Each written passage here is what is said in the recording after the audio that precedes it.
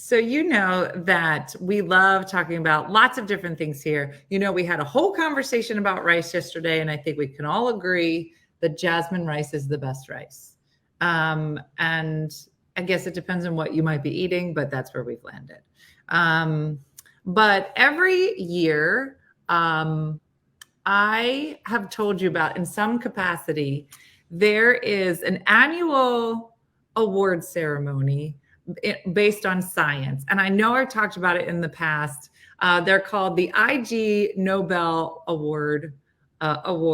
And I stumbled upon them a few years ago and fell in love with them. I had no idea that they existed.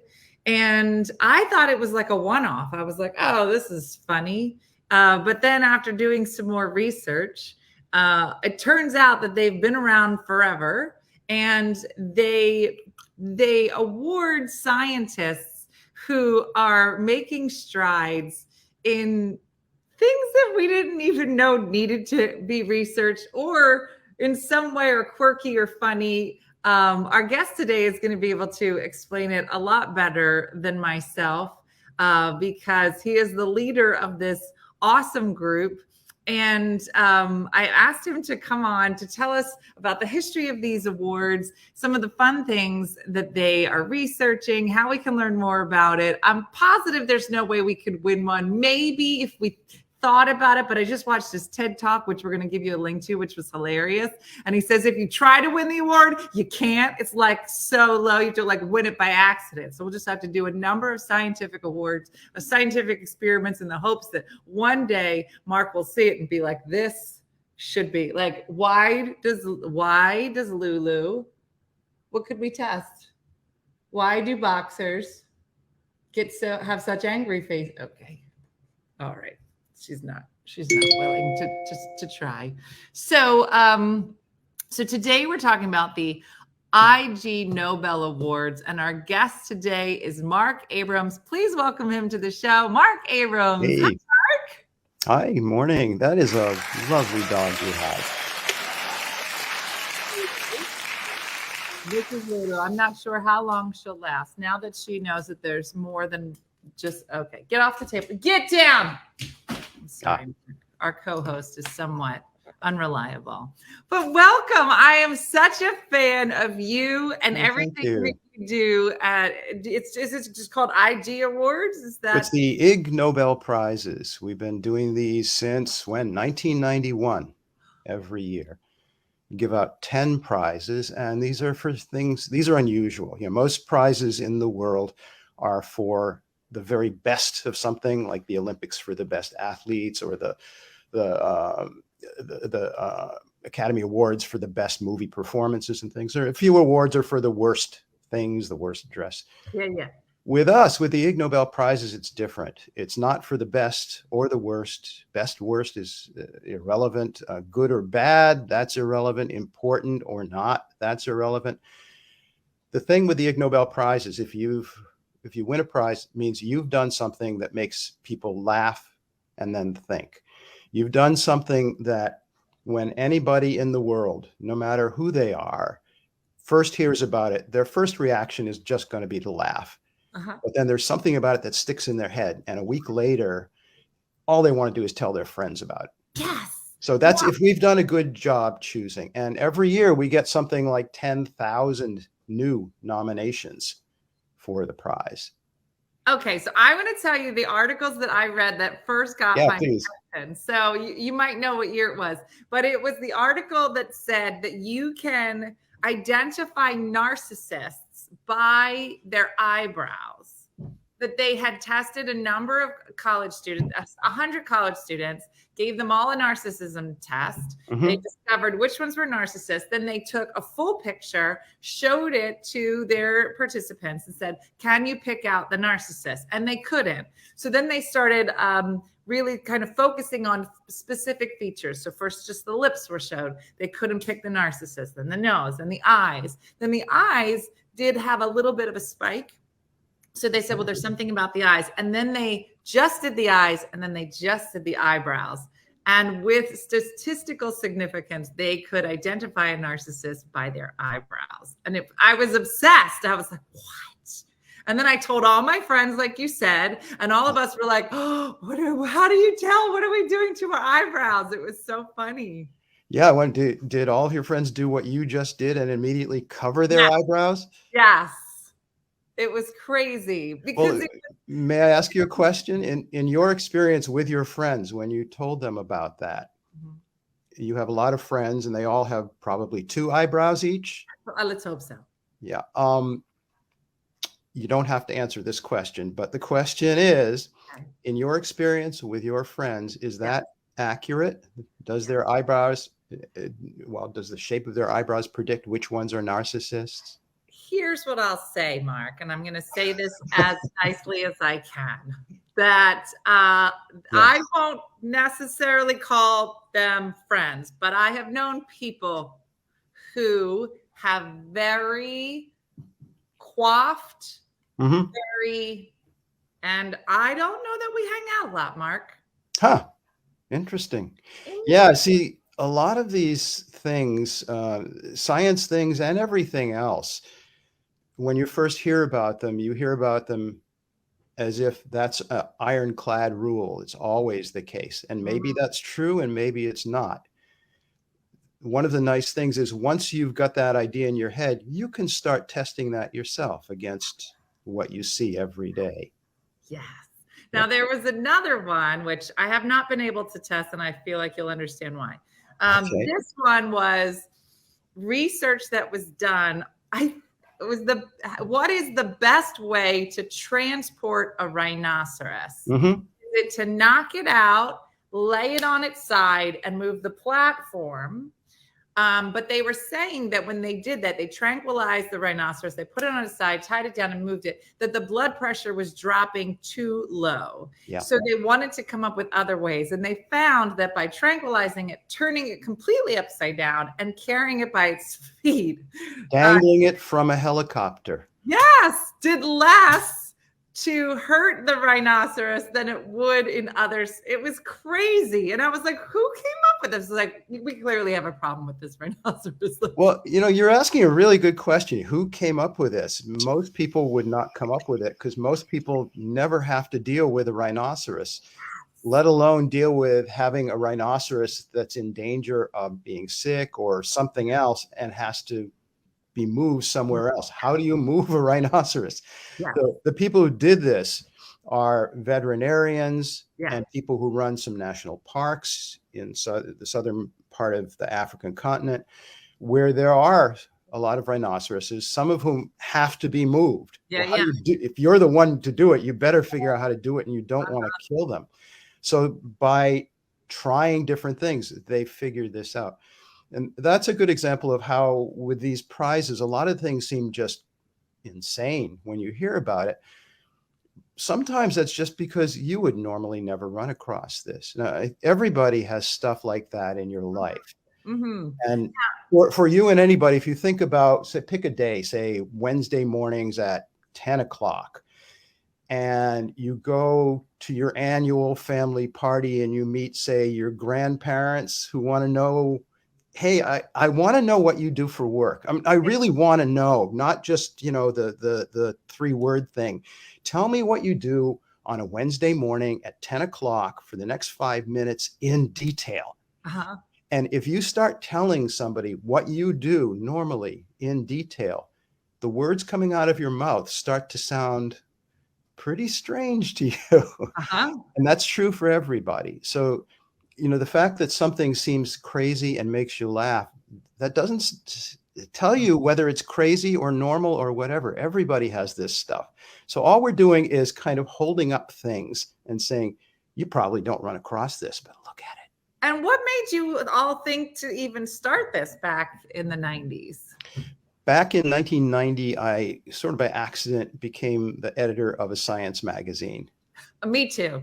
The same thing happened. I was wondering if there was somebody else. Yeah. What happened was I had always written funny stuff about science since I was a kid.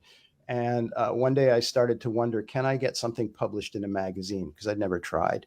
Uh-huh. So I sent some stuff off to a magazine, and I got a phone call a couple weeks later from someone who said, "Hi, I'm the publisher of the magazine. Got your articles. Would you be the editor of the magazine?" So that's how I got into this Huh. world. And suddenly I was meeting all kinds of people, famous scientists, Nobel Prize winners, people who've done just odd things who are not famous. And I started to think about these people who've done these astounding things, Yeah. who nobody knows about, and thinking, there are all these people, they're going to go their whole lives, they're going to die, and nobody will ever know they did Nobody these will things. know. I know. Somebody should do something. So that's how it started. Let me show you.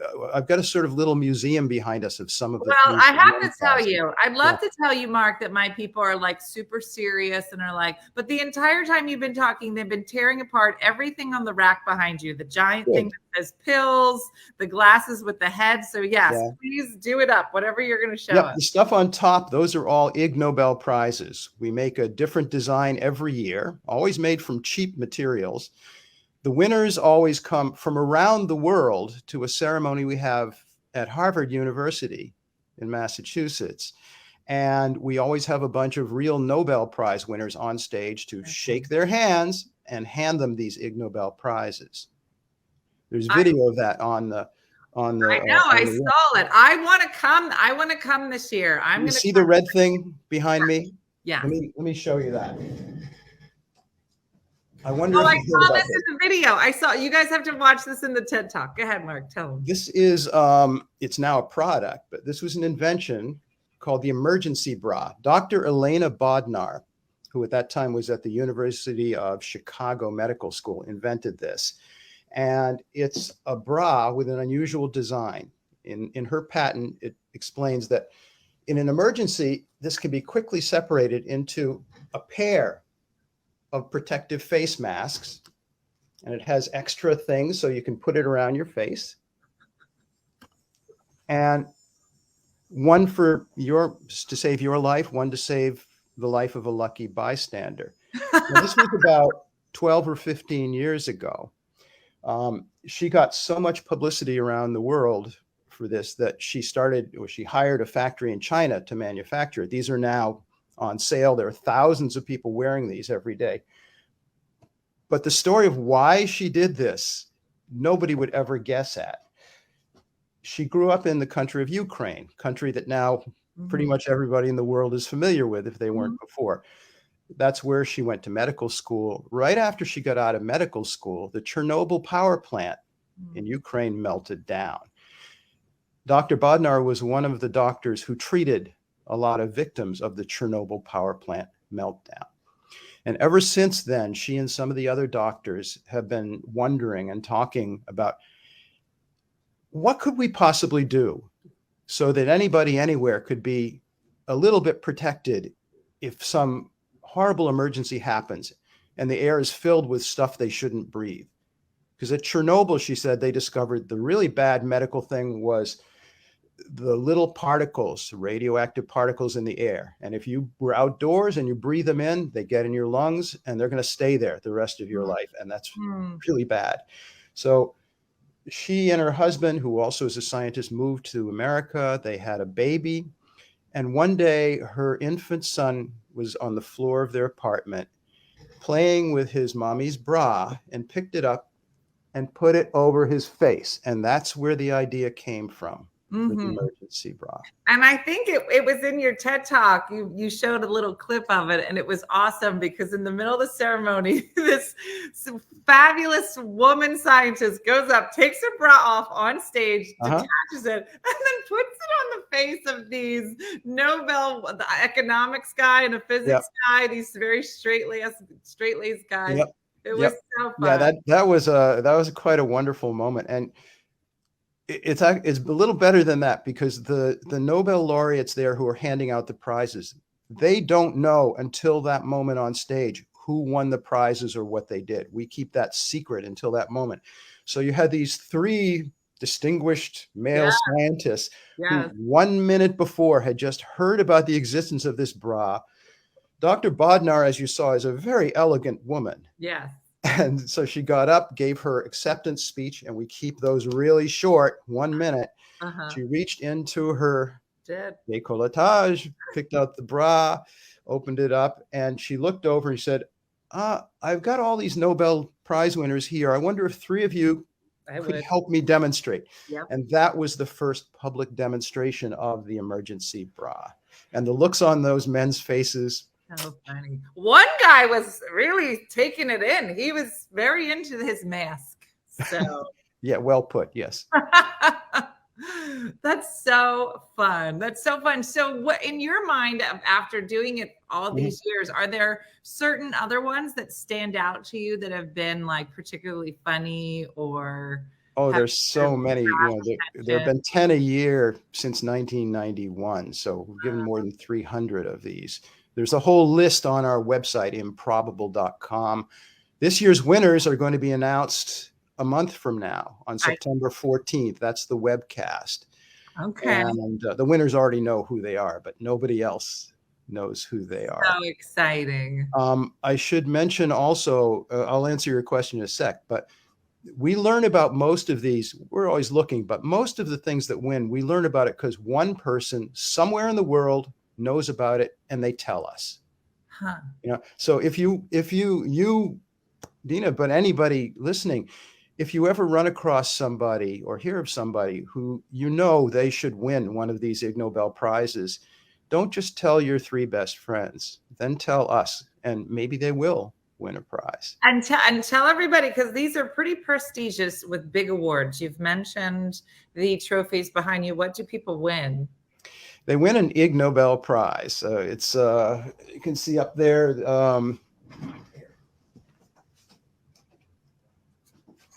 Here's one of them. We pick a theme every year for the show, for the ceremony. This theme was chemistry that year. So this was oxygen, nitrogen, all these different elements. This was a chemistry. Bad. Oh, got it. All right. But it's a completely different design every year. We don't have any money, but we did figure out a way to give some cash to the new winners. And now each new winning team gets a lot of cash. They get $10 trillion. They get a $10 trillion bill from Zimbabwe. Zimbabwe had a little inflation problem some years ago, and they were printing bills as high as $100 trillion on the face of it.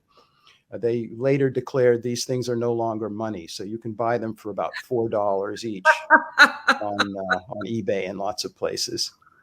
It's so awesome. Has anyone ever won more than once? Yeah, there are several people who've won a couple of Ig Nobel Prizes. Really? There's one person who won an Ig Nobel Prize and then 10 years later won a Nobel Prize. We're quite happy with that for different things. But the thing he won a Nobel Prize for sounds even goofier than the thing he won an Ig Nobel Prize for. He won his Ig Nobel Prize in the year 2000 because he and another scientist took some magnets and they used magnets to levitate a frog. Something that sounds impossible, but it turns out physics explains it. And even physics professors around the world didn't believe it until they saw it. And then they got the physics explanation. So it was some good science that got spread around. Right. 10 years later, completely different project. The same scientist and one of his students kind of fooling around on a Friday night, which they do I fool around on as a habit. Right. Well, you might win something. Yeah, tell me, how do I get in on this? They were able to make the first samples of a substance called graphene. You may have heard of. It's been in the news a lot. Everybody has it. In a pencil, the gray part of the pencil, the stuff we see when we write, it's called graphite. Graphite really, if you had a way of looking under a extremely powerful microscope, it's really millions and billions of layers of flat chicken wire shaped stuff. It's like sheets that are so thin they stick together. And chemists always knew that there is, if they could get a hold of a little bit and separate these sheets, it probably behaves in interesting ways, but they could never separate them. And in fact, once these guys did separate them, it turns out whole industries around the world are forming, and people are discovering this stuff might be more useful than silicon, which is what is the basic thing in most of our computers, and lots of other stuff. The way they did it, though, was they did what every little kid did. They took a pencil and a piece of paper, and they scribble on the paper. Right. And then they took some Scotch tape, and you put that on there, and you pick it up, and now it's gray stuff, and they just flexed it. So it's all this little gray stuff is floating down. And they put it under a microscope, and they had just teased out these little samples that they could start measuring. And now, as I said, billions of dollars of investment from industry, from governments around the world are all growing and growing and growing, all because on a Friday night, these people were fooling around with a pencil and a paper and a little piece of Scotch tape. I wonder what I could discover with bourbon on a Friday, because I feel like if I drank enough bourbon, Mark, something would come out of that. I don't know that it's going to win a Nobel Prize. Well, you don't know until you try. Exactly. And I don't know about bourbon for sure, but we gave an Ig Nobel Prize to some Mexican physicists a few years ago because they used tequila. Okay, go on. To make diamonds. What? It's possible to make diamonds from tequila. Anything that has carbon in it, there's a way to make it into diamonds. Little tiny diamonds, but those are the most useful industrially and otherwise. And they did that partly. Our next diamond is coming from a liquor store, is what I hear you saying. Well, good. Then you're not just throwing your money around at the expensive stuff. Thank you. Yeah. Yeah. And let me suggest something that will brighten the day of almost anybody. It's 4 words. All right. You mentioned the TED Talks. So everybody knows about the TED Talks. Go and Google 4 words. TED Talk, dead duck. TED Talk, dead duck. You will see something that will surprise you, that you will want to tell everybody you've ever met all about. Okay. And does this somehow go back to the Ig Awards? Yes, it's a TED Talk by somebody who won an Ig Nobel Prize, and he talks about how it changed his life. I love everything you do, Mark. Oh, well, thank you. Everything. How can normal people attend this event? Do you need help hosting? Can I do comedy? What can I do? I'll write. Let me start by asking you a question about the first thing you said. You mentioned normal people. Have you ever met a normal person, even one, in your lifetime? No. What is a normal person? No. No, we thrive on not normal people. That is what we do. You know, that's a big part of what makes me so happy about doing the stuff I do, is that there are lots of people who seem normal, and they kind of are. But when you get to know anybody, everybody's a lot more interesting than just normal. Yes. They might not show it to you for a while until they trust you. Mm-hmm. Yeah. But once they do, aren't you a lot happier knowing that person once you start to see all that? I love it. I even love just the clips that you were showing in the TED Talk. And then I saw was it a PBS interview as well that I saw? And just in the clips of the stage, because the clips that I'm like, at one point, everybody starts throwing paper airplanes at the winners. Is that right? That's a tradition that the audience started the second year. A lot of people in the audience started bringing paper, and they make it into paper airplanes, which they throw, and the people on stage throw it back. There are a lot of little traditions like that.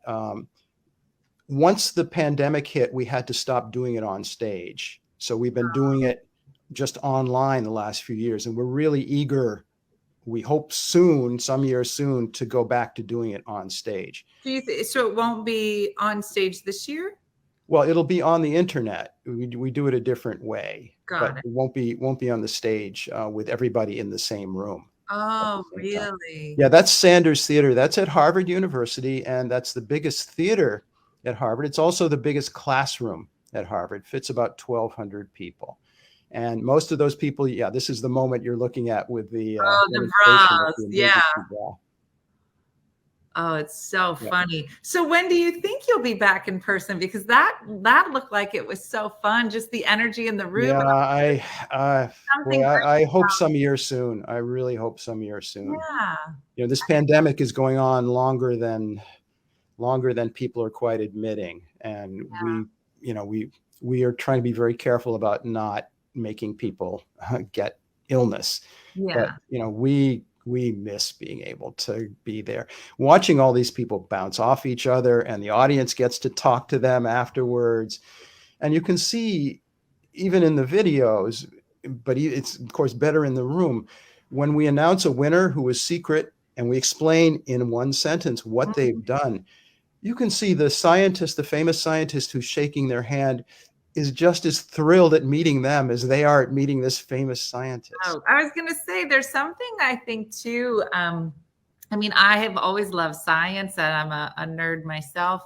And so to see something that is not the same old kind of stuffy, Yeah, traditional, that yeah. there's like a real lovely air just in the pictures and the video of just a camaraderie that must be so lovely. And the fact that it's always, you know, the lighter side, and it's great science, and maybe is the beginning of some other great discovery down the road. So Yeah, to yeah. see scientists come together and have that much fun together, and really just talk about, like you're saying, I mean, for a lot of these people, this is their life's work, you know, that, Yeah. you know, we're talking about moving rhinoceri, which is it rhinoceri the word, or is it rhinoceroses? I'm not sure. You might want to ask the next veterinarian you happen to run into.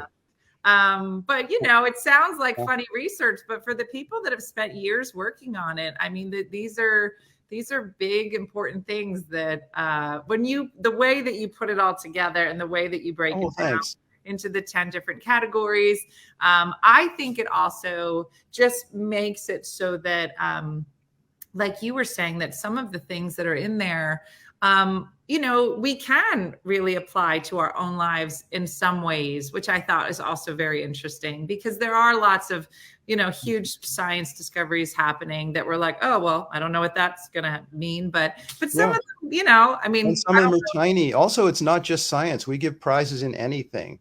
We often give a literature prize. We've given a couple of prizes in art. You know, plastic pink flamingos. We gave an Ig Nobel Prize to the person who created the plastic pink flamingo. His name is Don Featherstone. And for many years, he came to the ceremony. We invite the winners. You come back every year, be on stage, take a bow. Right. And people fell in love with him, understandably. And he would come every year. He died a few years ago, I'm sad to say, but he had become a good friend also. And he and his wife, Nancy, for all the many years they were married, every single day, the two of them would wear matching clothing, always with flamingos in the design. So people were always so happy when Don and Nancy would get up on stage holding a plastic pink flamingo and take a bow again. Oh, I love it. Well, listen, this has been such a treat. If there's any way you need a comedian down the road at any Well, point, thank you. keep me in mind, but I will definitely be following all the things that you're doing. And when you announce those winners, we will definitely be talking about them here on our morning show and sending followers your way. I think it's really wonderful what you do. And I think it's really great. I think one of the reasons we talk about it is because it is funny, but I think it's really great to just talk about science. And I love the bra story and women in science and the great strides women are making, just being moms and doing everyday things and finding out, you know, solutions to things that might be. You know, you walk along the street and the stranger next to you probably has done all kinds of stuff you would love to know about and you would love to tell your friends about, but they're a stranger, so you don't know. So that, you know, kind of is what we're doing, is finding these things that not many people know about that everybody would want to know about, and just putting them out there. Yeah. And I think that you are one of those people. I think if somebody was to walk by you, they wouldn't know what a great community you've created just in your own right. So I'm just a normal person. I don't know. You did some fun just like you. bringing a lot of fun people together, a lot of Oh, smart thanks. people. So, so thank you so much. Let's hear it for Marc, doing a great job today. Thank you for getting up and sharing your story. And we'll be sure to check in. If there's any way we can help to promote Great. anything you're doing, let us know. We're big fans. Thank you very much. All right. We'll see Okay. you. Thanks, Marc.